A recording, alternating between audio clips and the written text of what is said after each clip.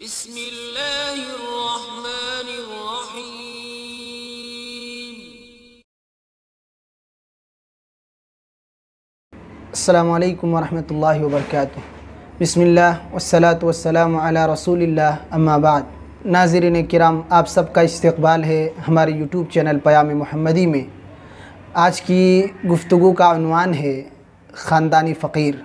मोहतरम नाज़रीन, हमारे मुआशरे के अंदर एक बड़ी ख़राबी ये है कि बहुत से ऐसे लोग जो नौजवान हैं, तंदुरुस्त हैं, सेहतमंद हैं, ताकतवर हैं, कमाने के लायक हैं और कुछ कमाते भी हैं, लेकिन फिर भी भीख मांगने के लिए आए हुए हैं। अगर आप उनसे पूछें कि भाई आप क्यों भीख मांग रहे हैं, तो वो एक ही जवाब देते हैं कि हम फ़कीर बरादरी से ताल्लुक़ रखते हैं, ख़ानदानी फ़कीर हैं, इसलिए भीख मांगने के लिए आए हुए हैं। मेरे भाइयों, याद रखें कि इस्लाम में इस ख़ानदानी फ़कीर का कोई भी तस्वुर है ही नहीं। इस्लाम ने तो हर शख्स को हलाल कमाने पर ज़ोर दिया है, मेहनत मजदूरी करके खाने पर ज़ोर दिया है और इस ज़िल्लत की ज़िंदगी से बचने की हमेशा तलक़ीन की है। अल्लाह के नबी सल्लल्लाहु अलैहि वसल्लम एक हदीस के अंदर इरशाद फरमाते हैं, सही बुखारी की हदीस है कि तुम में से कोई शख्स रस्सी लेकर जंगल में जाए, वहाँ लकड़ियों को चुन करके गट्ठर बांध करके पीठ में लाद करके लाए और उसे बाज़ार में फ़रोख्त करे, ये ज़िंदगी बेहतर है इस बात से कि वो किसी के सामने हाथ फैलाए, किसी से सवाल करे कि वो दे या ना दे। तो इस्लाम ने मेहनत करने पर ज़ोर दिया है कि आदमी पसीने की कमाई खाए, मजदूरी करे और दूसरे का मोहताज बनकर ना रहे। आज कुछ ऐसे भी भाई हैं जो आप देखेंगे कि फ़कीर बने हुए हैं, पेशावर फ़कीर हैं, लेकिन अगर उनके बैकग्राउंड को देखा जाए तो बड़े बड़े बंगले हैं उनके पास, बड़ी बड़ी गाड़ियां हैं उनके पास, खाने पीने के सामान से उनके घर भरे हुए हैं और बैंक बैलेंस की बात करें तो अच्छे खासे बैंक बैलेंस हैं, लेकिन फिर भी भीख मांगते हैं, फिर भी फ़कीर बनकर ज़िंदगी गुजारते हैं। क्यों भाई? वो कहते हैं साहब क्या करें, ये हमारा पेशा है, इसी से हमारी रोज़ी रोटी चलती है, यही हमारा कारोबार बन चुका है, यही हमारी आदत बन चुकी है और उन्हें इस काम को करने में शर्म भी नहीं आती। इज्जत नफ्स को मजरूह करते हैं, शर्म हया को बेच देते हैं, लोगों की डांट डपट खा करके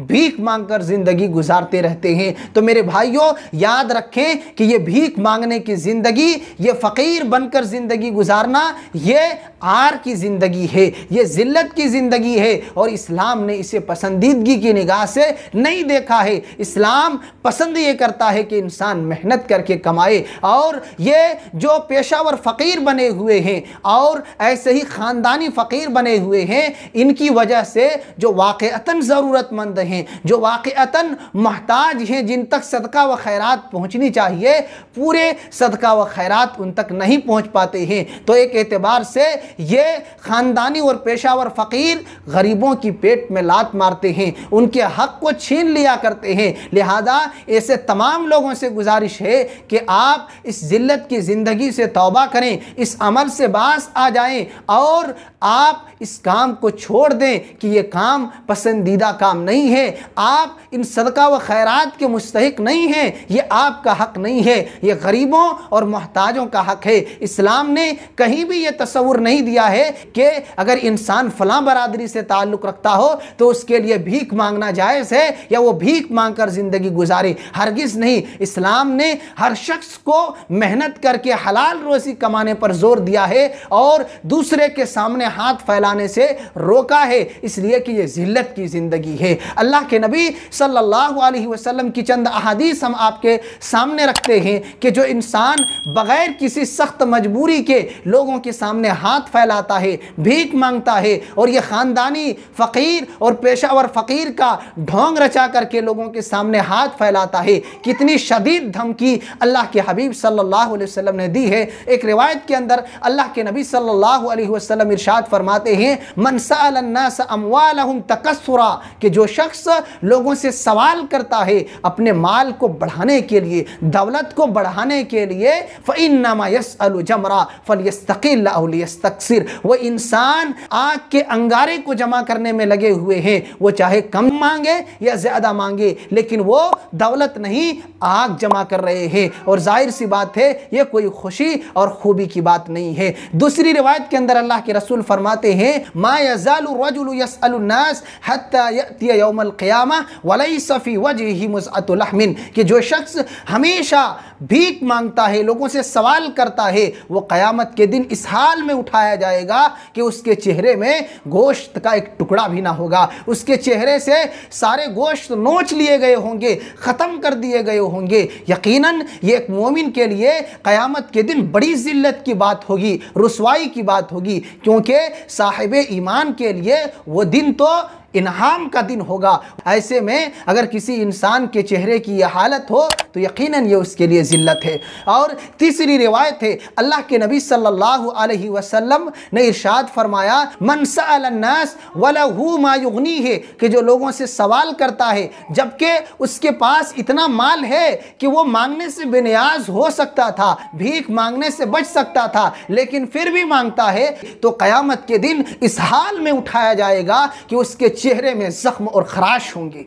अल्लाह अकबर, कितनी ज़िल्लत की बात है। एक चौथी हदीस है, हज्जतुल वदा के मौका पर नबी अक़दस सल्लल्लाहु अलैहि वसल्लम सदका व खैरात को लोगों के दरमियान तकसीम फरमा रहे हैं। इतने में दो शख्स आते हैं और सदका का सवाल करते हैं। नबी सल्लल्लाहु अलैहि वसल्लम उनकी जानिब नज़र उठाकर देखते हैं और फिर झुका लेते हैं। देखने में वो दोनों सेहतमंद ताकतवर मालूम होते हैं। अल्लाह के नबी सल्लल्लाहु अलैहि वसल्लम फरमाते हैं, इन शिअतुमा अअतैतुकुमा वला हद्द फी वला लिक़विय्यिन मुक्तसिब, कि तुम दोनों अगर चाहो तो मैं सदका व खैरात दे दूं, लेकिन याद रखो इसमें किसी मालदार के लिए कोई हिस्सा नहीं है, ऐसे ही उस शख्स के लिए भी कोई हिस्सा नहीं है जो कमा सकता हो, जो ताकतवर और मजबूत हो, जिसके बाजू में ताकत हो, कमाने के लायक हो, उसके लिए भी सदका व खैरात में कोई हिस्सा नहीं है। तो मेरे भाइयों, ये जो पेशावर फ़कीर हैं वो कमाने के लायक हैं, कमाते भी हैं, लेकिन मौका महल देख कर जब घर में बैठे हुए रहते हैं तो ये कह करके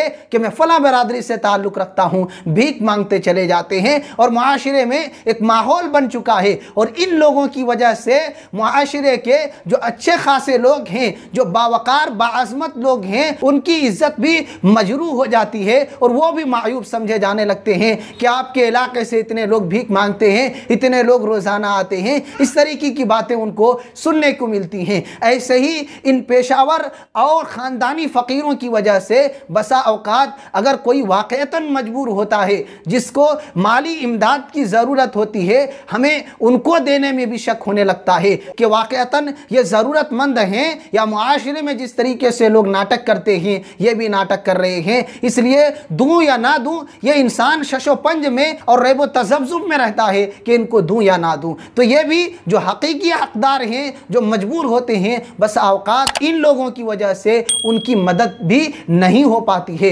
लिहाजा तमाम बातों में जो हम कहना चाहते हैं वो ये है कि पेशावर फ़कीर और ख़ानदानी फ़कीर का इस्लाम में कोई तस्वुर नहीं है। इस्लाम ने मांगने की इजाज़त सिर्फ एक ही सूरत में दी है और वो है मजबूरी। और मजबूरी कई तरह की हो सकती हैं, या तो इंसान बीमार हो, कमज़ोर हो, इंतहाई गरीब हो, महताज हो, सख्त ज़रूरत हो, या इंसान कर्ज़ में डूबा हुआ हो और अदायगी की ताकत ना हो, या इंसान किसी ऐसे ही बड़ी परेशानी में मुब्तला हो और उसके लिए माली मदद की सख्त ज़रूरत हो। तो मजबूरी की सूरत में इस्लाम ने लोगों को तरगीब दी है कि उन लोगों की मदद की जाए, लेकिन बग़ैर मजबूरी के मांगना किसी के लिए भी जायज़ नहीं है, वो चाहे हिंदू हो, मुस्लिम हो और किसी भी ख़ानदान और बरादरी से उसका ताल्लुक़ हो। अगर मजबूरी है तो सारे लोगों के लिए जायज़ है, चाहे वो खान हो, पठान हो, फ़कीर हो या कोई और बरादरी से ताल्लुक़ रखते हों, अगर वो ज़रूरतमंद हैं तो उनकी मदद होनी चाहिए।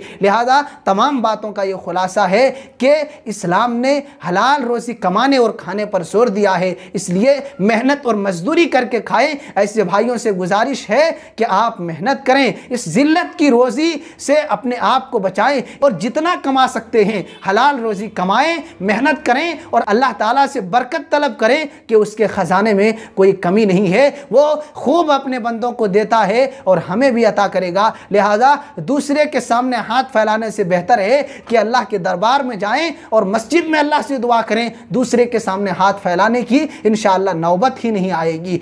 और हमारे इलाके के जो अहबाब और ख़वातीन इस्लाम हैं उनसे गुजारिश है कि आप ऐसे लोगों को सदका व खैरात देने से परहेज़ करें। ऐसे लोग अगर दरवाजे पर आएँ तो आप इनको समझाएं, इनको बताएं कि ये आपका हक़ नहीं है, आप इसके हक़दार नहीं हैं, ये गरीबों और मोहताजों का माल है। आप अगर उनको देते रहेंगे तो ये आते रहेंगे। इसलिए इनको समझाएं और इनको देने के बजाय ऐसे लोगों को दें जो वाक़अतन इसके हक़दार हैं और इस सदका व खैरात से जिनकी काफ़ी मदद हो सकती है। अल्लाह ताला से दुआ है कि अल्लाह ताला तो हम तमाम लोगों को सिर्फ़ अपना सवाली बना, क्योंकि दर दर के सवाली कभी खुशहाल नहीं होते। व आखिर दावाना अनिल हम्दुलिल्लाहि रब्बिल आलमीन। नाज़रीन किराम, आप सबसे खुसूसी तौर पर गुजारिश है कि हमारी इस वीडियो को ज़्यादा से ज़्यादा शेयर करें ताकि हमारे उन भाइयों तक पहुँच सके जो इस बीमारी में मुब्तला हैं और वह अपनी इस्लाह कर सकें। और अगर आपने हमारे चैनल को अब तक सब्सक्राइब नहीं किया है तो आपसे गुजारिश है कि हमारे चैनल को सब्सक्राइब करके हमारा सपोर्ट ज़रूर करें। व जज़ाकुमुल्लाहु खैरा।